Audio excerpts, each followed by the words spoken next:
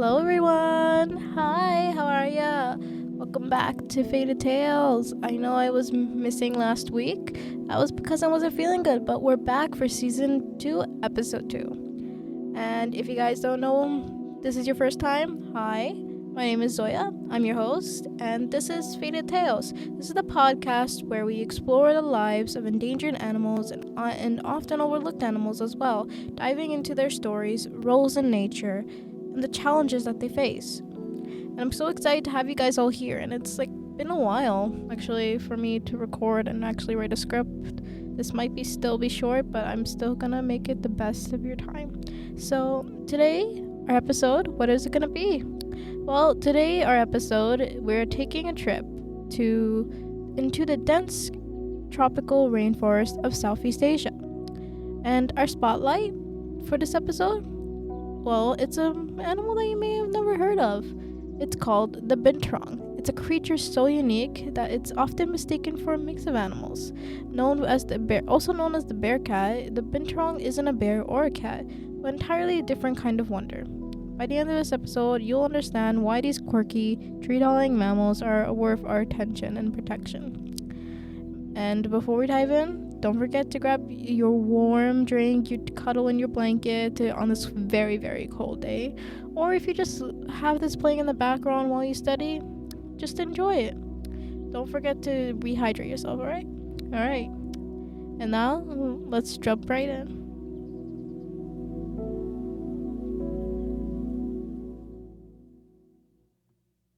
Hello, everybody. Okay, here we go. Let's start painting a picture of what the binturong is. Let's start this. All right? Imagine a creature with a shaggy black fur of a bear, the inquisitive face of a cat, and a tail that seems to have a mind of its own. That is the binturong in a nutshell, or at least how it appears in the first glance. Scientifically, the binturong belongs to the viverrid. Okay. I'm not knowing how to pronounce this properly. I hope I pronounce this properly soon. Let me see. Just one moment, guys. I'm just gonna see if I can actually pronounce this properly. Sorry, yeah. Viverrid, apparently. It's called the viverrid. Alright, it's the viverrid family. Even I don't know how to pronounce these words sometimes. Well, it also includes a bunch of different animals, which I am not going to try and pronounce and waste our time. Actually, I'm gonna actually try to pronounce it. Give me a minute. Okay, apparently it also, they also, the vivid, whatever, I forgot that. It's civets and guineas. I'm assuming those are also under animals. They're the viverrid family. Oh my god, I've already forgotten how to pronounce it, guys. What is wrong with me? Woo! Okay. Anyway, let's get back to the information. These mammals are native to the forests of South and Southeast Asia, with the range spanning from India and Nepal to the Philippines and Indonesia. They thrive in tropical rainforests, spending much of their time high up in the trees. Adult binturongs can grow up at about 2 to 3 feet long, not counting their tail, which adds about another 2 to 3 feet, if you can believe that. Their tails are also not just long, they're prehensile, meaning that they can grasp and hold objects, acting as like a fifth limb. This feature is vital for their survival as it helps them climb, balance, and navigate the canopy. Their appearance is equally captivating. The thick black fur covers their entire body, also having a little tufts of white fur and white whiskers and ear edges. And they also have a small round eyes that give them a curious and slightly mischievous look. Making them one of the more endearing residents of the rainforest. The binturong is the epitome of an arboreal lifestyle. They're perfectly adapted to living among the trees, rarely coming down to the ground unless it's necessary. The binturong is a true master of the treetops. Their prehensile tail is like a Swiss army knife for its survival. It helps them grasp at branches, balance while walking on narrow tree limbs, and assist in climbing down trees head first. A skill not all animals possess. Yeah, they can climb down trees head first, kind of like a squirrel. Binturongs are arboreal, which means that they spend the majority of their lives living in the trees. But they're not just tree climbers, they're tree dwellers. They rest on sturdy branches, lounge on high platforms, and move through the forest canopy with ease. Their nocturnal habits mean they're mostly active during the night. When the sun sets and the forest comes alive with the sounds of insects and night birds, the binturong begins its search for food. What's on the menu? Well, binturongs are omnivores with a diverse palate. Their diet includes fruits, leaves, shoots, insects, small mammals, birds, and eggs. But their absolute favorite is figs. These fruits are not just a treat, they're a staple food for binturongs and play a crucial role in the ecosystem, which we'll discuss more about later. On the ground, binturongs might seem slow and clumsy, but in the trees they're agile and deliberate. Their movements are calculated, almost cautious, and which makes them excellent at avoiding predators. Now, I want to get quickly into the actually I don't know if you don't know what a binturong is before this podcast, you might not know this, but if you actually have heard of the binturong, you guys might know this. The This is the most famous thing about the binturong. They smell like popcorn. Yes, you heard me right. Popcorn. But don't let that delightful scent fool you. It's not because they're munching on buttery snacks or if they actually went to the movie theater. The popcorn aroma comes from a chemical compound called 2-AP. I'm not going to pronounce the full title because I don't want to mispronounce it again. But it's also found, and you guessed it, butter popcorn. This compound is present in their urine, actually, and while they may sound odd, it's actually a quite clever adaptation. Binturongs use their popcorn scented urine to mark their territory. They rub their tails on branches, leaves, and other surfaces to leave behind this distinctive smell. It's like nature's version of a scent calling card. It's letting the other animals know, hey, this territory is mine. But the scent is not just practical. It is also a way for binturongs to recognize each other. Each individual has its own unique variation of the smell, much like a fingerprint. Imagine walking through the dense rainforest and suddenly catching the warm, buttery smell of popcorn. It's surreal, isn't it? That is the magic of the binturong.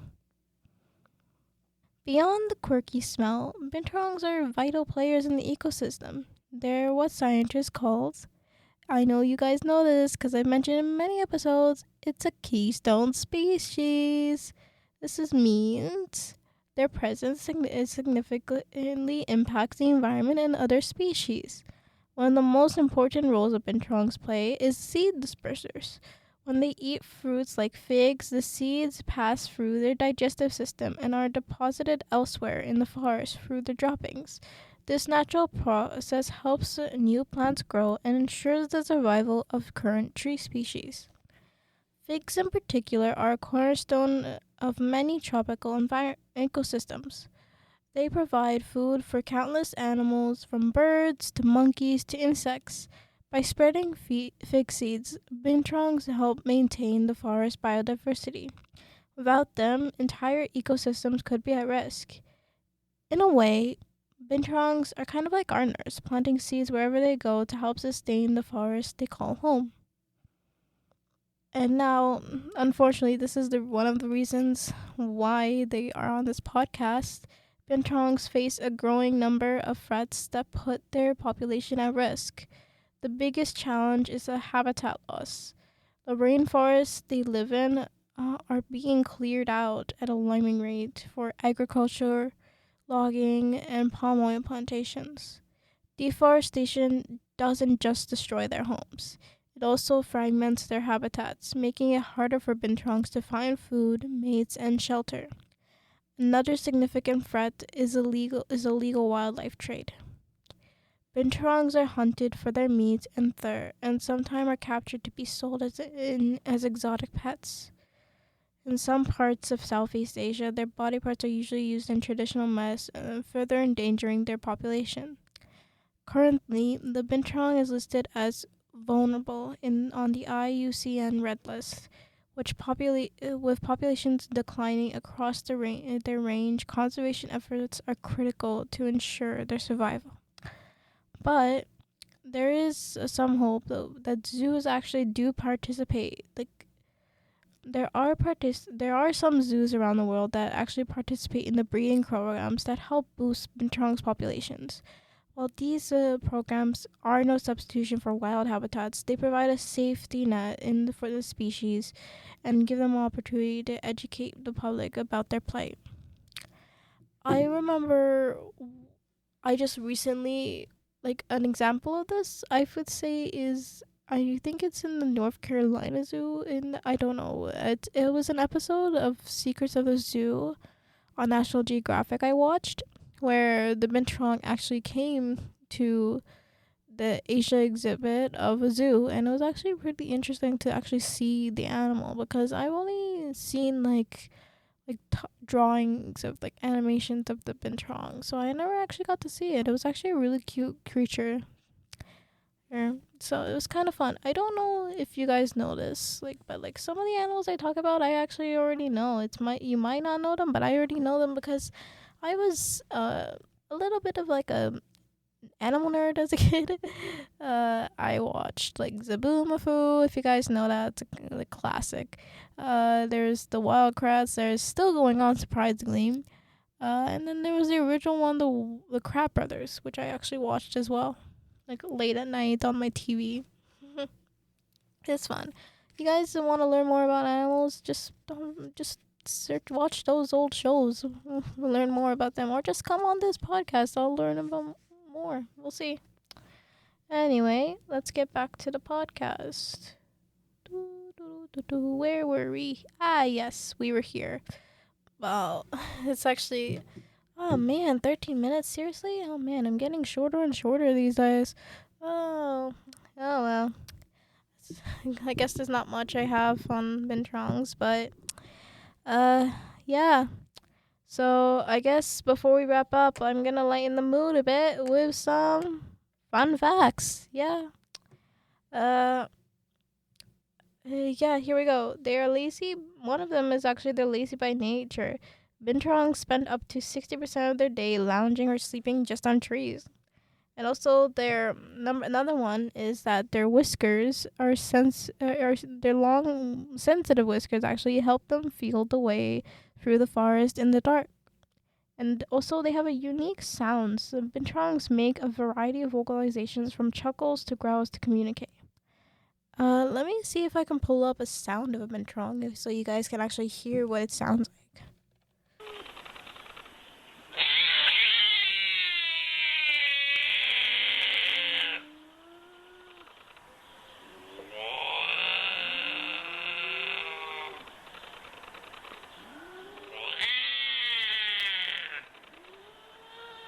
Yeah, that's what a binturong sounds like. May seem weird, but it's kind of cool. It's kind of cute. I'm kidding. Okay, but yeah, it sounds creepy, but they actually looks cute to me. They look cute. Anyway, another one is that they're clumsy sometimes. Even though I told you guys they're agile and they're really good climbers, they occasionally tumble.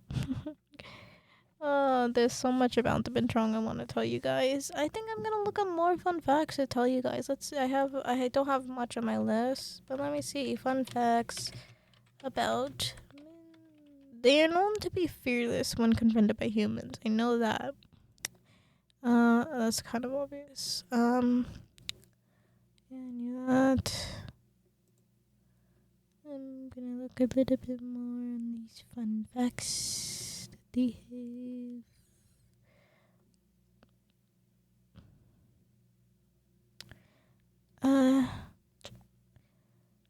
Let me. I think before I cut I think that's all I have for fun facts. Oh, actually no. Baby Binturongs are called binlets. That's another one I have. Binlets. And yeah, that's pretty much. That's the only fun fact I've got. Great. Hang on. Mostly nocturnal, active at night. Yeah. Actually, mothers will stay. There's another one. Mothers will often stay with their offspring until the young are big enough to fend for themselves, usually around 8 weeks old. However, the mother may also stay with their young until they are ready to breed at around 2.5 years old. That's actually another thing. And this I did not have a what you can do section, but this actually has a what you can do section, so I might as well tell you guys what you can do. Well, how you can help this animal? Reduce, reuse, recycle. That's another one. So you can cut back on single-use uses and find creative ways to reuse the products at the end of their life cycle. Choose recycling over trash when possible. The other one is practice ecotourism by being an advocate for the environment. When you're on vacation, during your travel, support, visit, or volunteer at other organization to protect the wildlife. Smart shop too. Avoid buying products made from animals, which could support poaching and illegal wildlife trade. That's also known.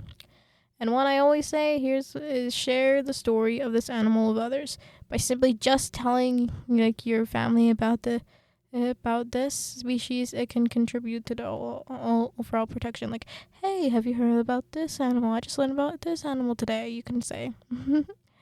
And also, you can also make projects about it, I guess. There's another one. Well, excuse me. Sorry.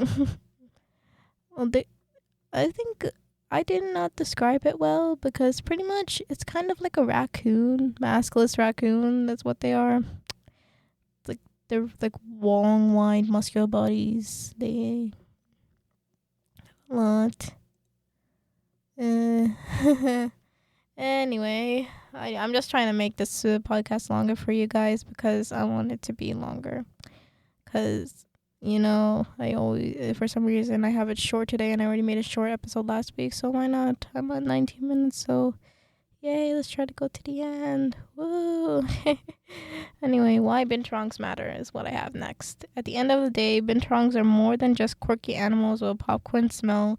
They are vital to the ecosystem and a reminder for incredible diversity of our the incredible diversity of life on our planet. Protecting them means protecting the rainforest they inhabit and the countless species that depend on them. Thank you for joining me, guys. Oh man, can't believe it's almost the end. Dang. Give me a second. I need the outro. Oh no, where's the outro? Anyway, yeah. Yep, here we go. Yep, it's the outro, guys. Yeah. Hey guys. Okay. Thank you guys for joining me on this journey into the world of the binturong. If you guys enjoy this episode, don't forget to come back next week and every bit, and also share what you've learned about today. Every little bit of awareness helps, and these amazing animals and the challenges they face. Next week, I don't know what I have planned exactly, but I am hoping it will be either the Fusa or the Kinkajou. Yeah, it's one of those animals. I don't know if you guys heard of it, Kinkajou or Fusa. But yeah, it'll be one of those two. Anyway, until next time. And I am Zoya, and this is Faded Tales. Remember, every creature, no matter how they smell or how small, or how they smell, or how obscure they are, every animal has a story worth telling. Till the end, this is goodbye. See you guys next week for episode 3. Bye.